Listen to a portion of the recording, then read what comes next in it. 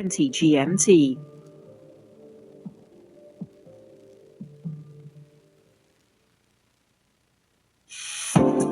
Coming up on World Business Express in 20 minutes, the CEO of the World Economic Forum is stepping down following an investigation into his links with Jeffrey Epstein.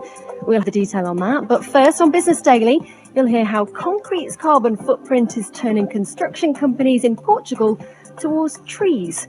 That's all after the BBC World News.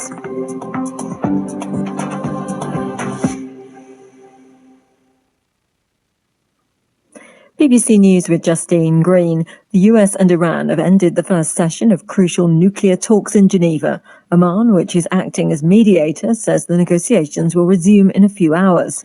This third round is being viewed as a last chance for diplomacy. The UN's nuclear chief was reported to be attending.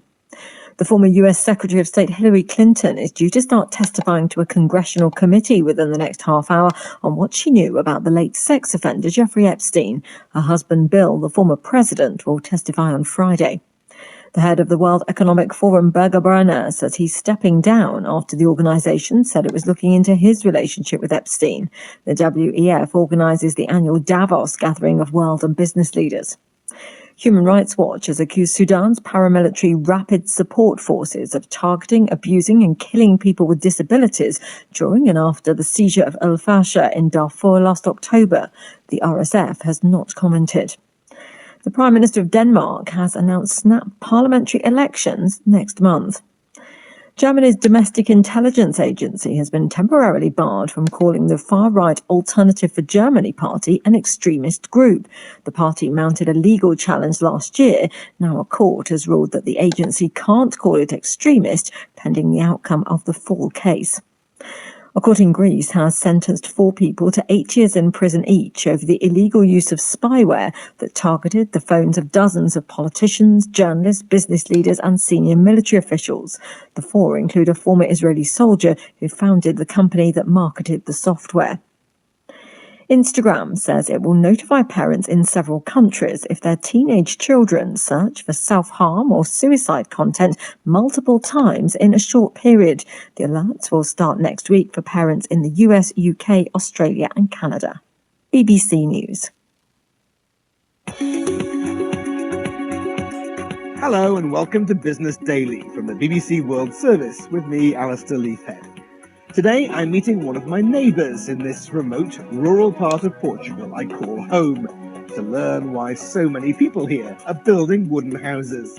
So the Industrial Revolution changed the status of wood from the world's best building material to fuel to make steel.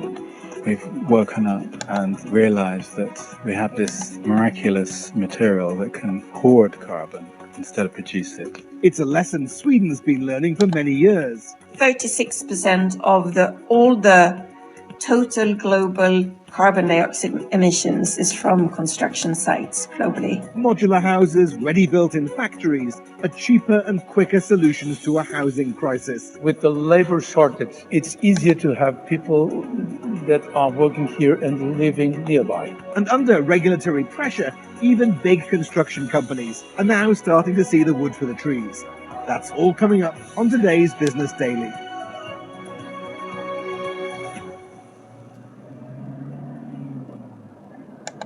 Well, it's a beautiful sunny day here in São Teotonio, my local town in the southwestern corner of Alentejo in Portugal, close to the coast, near to the Algarve.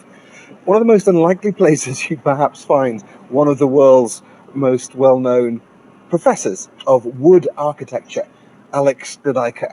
He's bought a little plot, and it's so new he hasn't even got an address yet. So his directions for me to find him are head towards the cemetery.